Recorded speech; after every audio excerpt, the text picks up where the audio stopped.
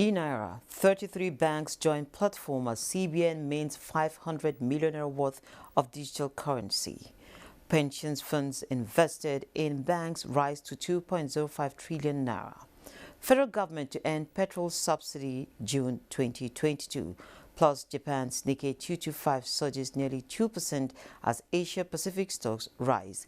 It is day 2 of the Nigerian Economic Summit, the 27th edition. And this is Business Express on the network service of the Nigerian Television Authority, the NTA. We are reaching you live from Abuja, the nation's capital. I am Leah Katun. Baba Tunde.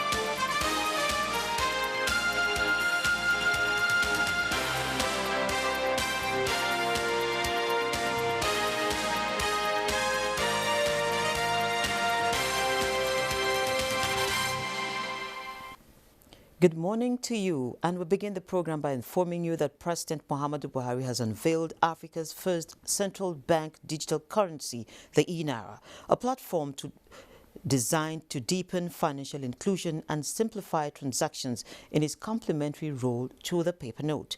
The president said benefits of the E-Naira cuts across sectors and concerns of the Nigerian economy. Applause as Nigeria sets foot into the sands of history with the offering of the central bank's digital currency, CBDC. China took the first step. Bahamas and Cambodia have also issued digital currencies. The journey of the E-Naira began in 2017, and the blockchain technology grew rapidly after coronavirus forced lockdowns and shut-ins globally. This technological advancement is expected to increase Nigeria's GDP by $29 billion in the next 10 years. President Muhammadu Buhari sees the E-Naira making monetary policy more effective and enabling the 27th edition of the Nigerian Economic Summit has commenced with participants seeking collective will, capacity, resources and commitment of all leaders in government, business and the civil society towards economic recovery and sustainable development. President Muhammadu Buhari, represented by Vice President Yemi Osinbajo, says the economic sustainability plan, among other economic reforms, are already yielding results. Especially in the context of our stated priorities to reduce poverty and unemployment, which call for increased urgency. This will entail comprehensive and targeted reforms, a reorientation of our national values, and a radical shift in our attitudes to taxation and public financial management. Energizing the private sector, development of human capital resources, and investing in technology ecosystem are part of what Nigeria must do to ensure macroeconomic stability for recovery and sustained growth. These were part of recommendations of policy experts at the 27th Nigeria Economic Summit. Ekene Ndilwe reports. Prior to the devastating effects of COVID-19 in 2020, Nigeria was on a steady path of economic recovery, recording 12 quarters of consecutive growth. Happily, the worst of the COVID era is over and Nigeria has exited recession that came with the pandemic. However, inflation remains a problem, with food prices climbing out of reach of average income earners. Minister of Finance, Budget and National Planning, Zainab Ahmed, says the revolution in the rail sector is part of efforts aimed at resolving the food crisis. There's a railway line that is the Lagos-Ibadan one. There's a link now to the Apapa port that will also reduce the cost of movement of goods and services and improve the efficiency of our ports. There's so many things that are happening and that need to continue to happen to be able to reduce the high cost of living for the average Nigerian. To effectively implement the federal government's poverty reduction plan, Policy experts agree that agriculture and technology are pivotal. I challenge anyone to explain to the world why Nigeria doesn't have a comparative advantage in the export of brains. And as the world becomes a more brain-oriented economy, a more brain capital-oriented economy, Nigeria has an advantage over the rest of the world. Human capital development is probably one of the biggest interesting opportunities that Nigeria's economy does offer. Poverty reduction is ultimately about unleashing the power of private firms to create jobs. And so investment strategy and poverty reduction strategy are in many ways the same thing. As the dialogue on securing Nigeria's future, one point that kept resonating is the need to move away from an oil economy to creating multiple sources of earning foreign exchange for the country. Now, still with the Nigeria Economic Summit, experts at this 27th edition have expressed concern over the increasing rate of youth unemployment in the country, and if left unchecked, they say it could be burdensome. On Business Express today, we will be taking the conversation further on response to job crisis in Nigeria, and I have joining me virtually Tunji Idowu. He is the Executive Director of Foundation for Partnership Initiatives in the Niger Delta. Good morning to you, Mr. Tunji. Morning. Thank you for having me. Thank you. So what are your perspectives on this crisis, the job crisis we're talking about? Well, for some time now, we've been saying that the unemployment rate has been scary, especially in certain states and certain regions. The Niger Delta region was one that we were concerned about what was going on there. Similarly, part of what we were seeing in the Northeast and the Northwest. But it's not enough to just highlight these, and we don't want to beat ourselves up. But what we're saying is this is not sustainable. It's good that NES 27 is talking about the fears urgency of now, but actually that urgency began maybe yesterday or a few days back. What we were then discussing yesterday on the panel on the job crisis response is how we can prefer solutions and make sure that all sectors are working together. And this is something that we have been doing at the Foundation for Partnership Initiatives in the Niger Delta for some years now, where job facilitation is what cross-cuts in all our programs, whether it's in the agricultural value chain or it's promoting and supporting medium, small, and micro enterprises, or whether we're focusing specifically on youth employment projects with some of our other partners. And this is part of what we were preferring yesterday at the NESG, that government needs to take the lead. The private sector can do so much. Civil society can only do so much. Government is the biggest player, and we need government at all levels working together and bringing in partners from the other sectors to come up to have clear, holistic plans that will have clear targets that must be delivered on. Otherwise, we are dealing with an existential threat here because unemployment is arguably the most significant development challenge.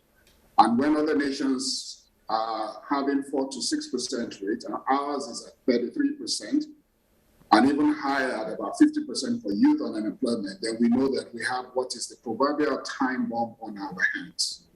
Are there any peculiarities regarding the parts of the country that are recording these high rates of unemployment?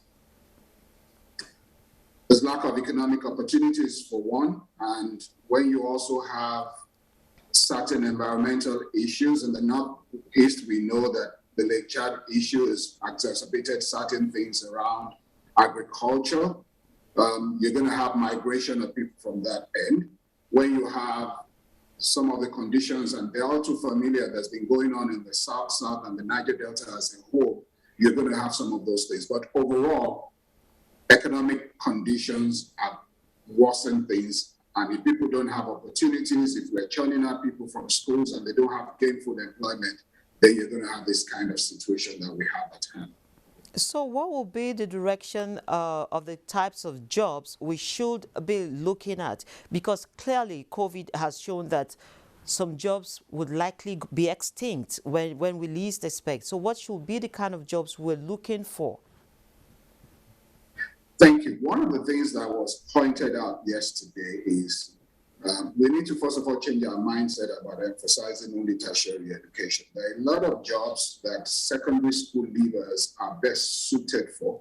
There are a lot of jobs that are of technical nature that we need to begin to focus more attention to. I think it was a carryover from the colonial days when we looked down on blue-collar jobs. But when you look at the most developed nations in the world, the blue-collar economy is perhaps the engine room of a lot of things. So we do need to ensure that our school curriculums are revamped and we're integrating technical education into a lot of those. We need to be able to identify a lot more of the jobs within that sector that we're going to have secondary school leavers begin to take up. Services sector still has a lot of opportunities. When we were doing a project on youth unemployment that we piloted in 3 states in partnership with Ford Foundation about 2-3 years ago, it ended early this year. We found out that in 3 states where we piloted that, Abuja, Rivers, and Akwa Ibom, that the jobs that were in demand in the marketplace that employers were looking for related to ICT, certain aspects of ICT, programming, software, coding, graphic design, e-marketing, hardware maintenance, even phone repairs. Those were some of those ones. Then in aquaculture, whether it's the production side or the processing side, or even the input supplies or extension services, there were opportunities there. Also construction, from masonry and block work to tiling and across the full spectrum, there are opportunities there. The market still has demand for those. And that's where we want to focus more attention of people along those lines. It's very gratifying to know that young people who graduated from our programs have clients from outside Nigeria. Some of them were working, getting jobs and delivering jobs for Facebook and so on, and earning foreign exchange from the back streets of Rivers State, Abia State, and so on. Those are the kind of opportunities and the paradigms that we need to see shift so that everybody is not crowded into just the same states and the same sectors where you already have a glut of people but are not enough jobs. Now talking a paradigm shift, we've over time seen recruiters come up with some very, very unrealistic statistics. We want a graduate who is less than 30 years, for instance, with about 10 years work experience post NYSC. How do we marry? Does this bring out the best in people when we're recruiting them for jobs? I think, to be fair to employers, number one, you scope your job and determine what's best suited and who's best suited, what are the requirements for the job, and then you hire for that. I know we got to improve the way we craft some of the advertisements in the country, and we can definitely improve. But employers will look for what they need for the job. And we're finding that an increasing number of employers are okay with school cert leavers, because the skill sets they need don't necessarily need you to be a graduate, and they don't need you to have too many years of experience in that regard. So employers will determine what they want, but it helps for the job seeker to know what the market needs and to begin to position themselves and reskill to be available to be hired in that regard.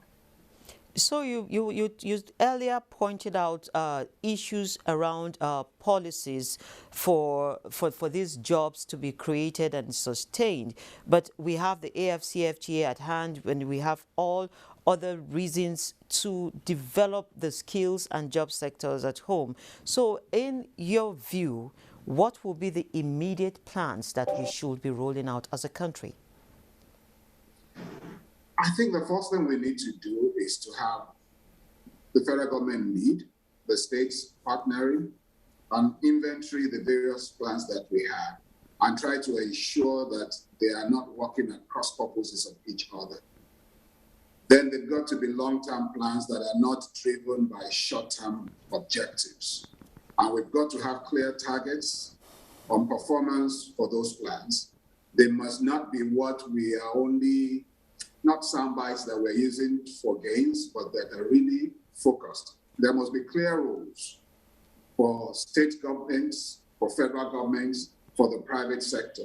There should be incentives in place for those in the private sector who play their role in this. And we heard from one of the participants yesterday, I believe it was the governor of Lagos, they're talking about some incentives that they put in place during COVID for the private sector employers so that the burden was off them and they didn't have to sack people. Then those plans have to be funded, and they have to be funded at the right level. They've got to be championed at the highest level, possibly the president himself leading the way, because this is a national threat. I mean, what we are seeing happening in the north could easily spread. We know that if you have gainfully employed young people, they won't be ready hands for some of the criminal activities and the violent acts that we are seeing. So we need to have structures in place, and we need to have players from all sectors working together. The public sector cannot do it alone.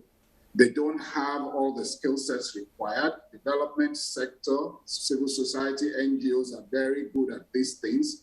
And we need to, and there are very many examples of what has worked, like the Niger Delta Youth Employment Pathways Project that we implemented together with Ford Foundation. What we then need now is for all these things that have worked to be scaled up at a level.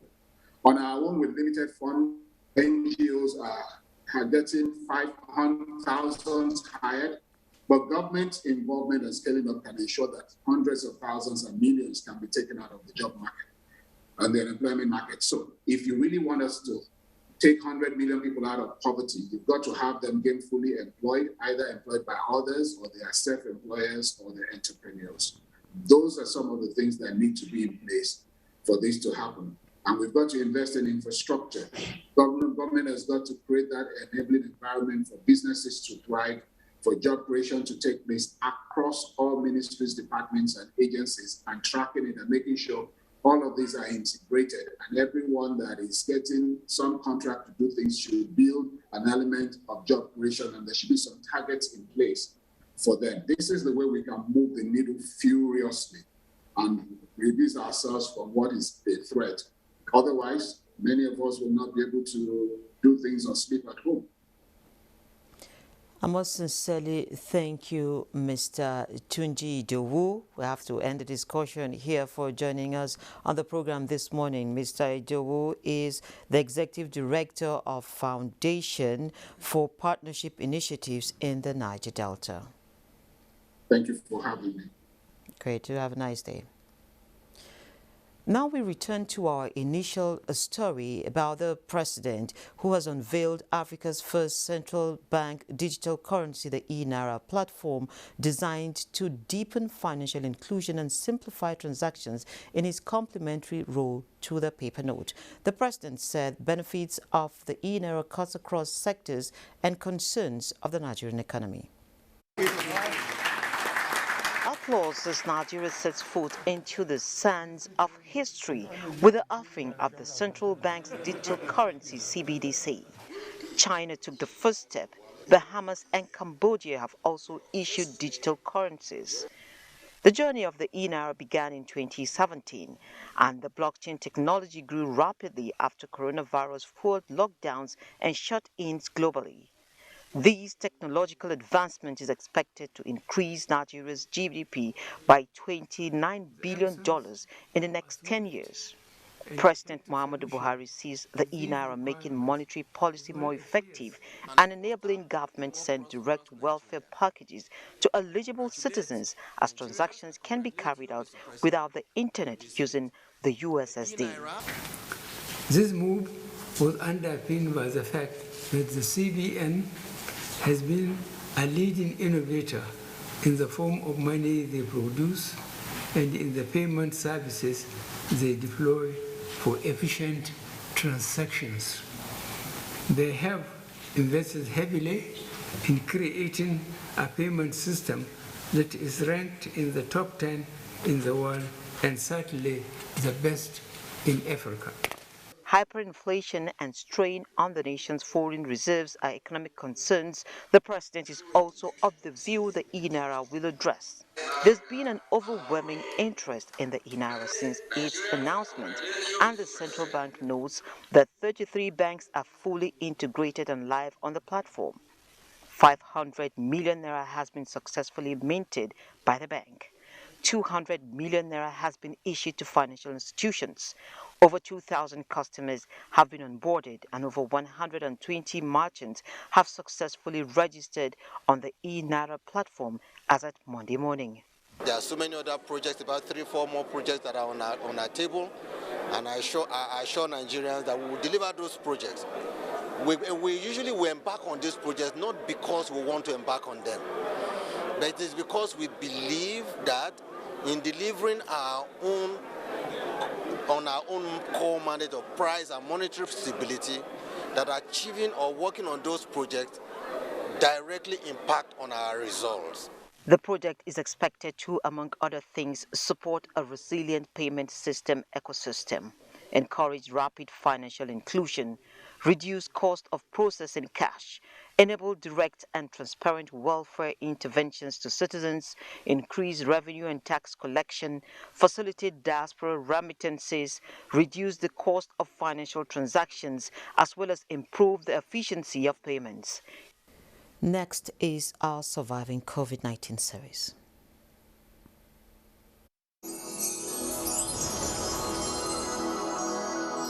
Surviving COVID-19 series is brought to you in partnership with the Central Bank of Nigeria.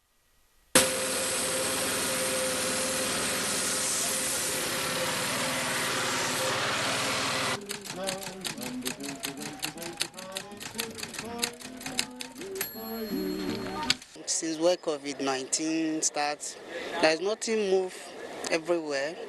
We just struggle. Now, hardly to get 2,000 naira.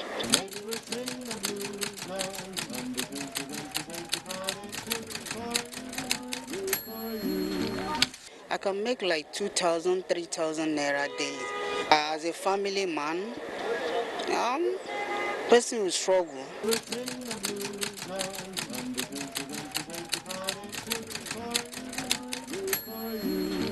I'm hearing it, but even I'm praying every day it should be my own turn too. Because when government wants to do something for you, you will pray. When you reach your own turn, you thank God that God do it for you too.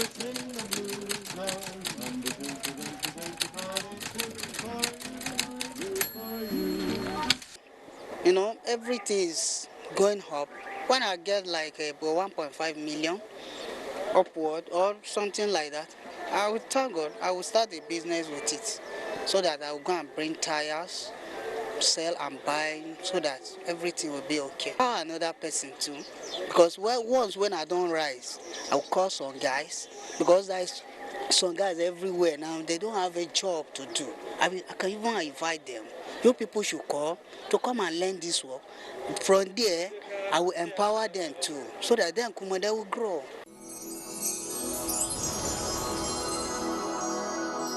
Surviving COVID-19 series is brought to you in partnership with the Central Bank of Nigeria. Of course, we're going to join you in that prayer. Now, stocks in Nigeria are resuming this morning positive. But then let's go to the global market where Boss Abel will be giving us some updates. European stocks edge higher on Tuesday as positive corporate earnings offer a tailwind to global markets. The pan-European stock 600 added 0.2% in early trade, with retail stocks gaining 0.8% while telecoms slid 0.4%. Stocks in Asia-Pacific rose in Tuesday trade after major indices on Wall Street rose to record closing highs stateside. The Nikkei jumped 1.77%, while mainland Chinese stocks are on the low. Hong Kong Hang Seng Index also lagged the overall region, slipping 0.69%. U.S. stock futures mildly high in early morning trading on Tuesday as investors await a slew of major technology earnings, with the broader market at a record high. S&P 500 futures and Nasdaq 100 futures also both traded in positive territory.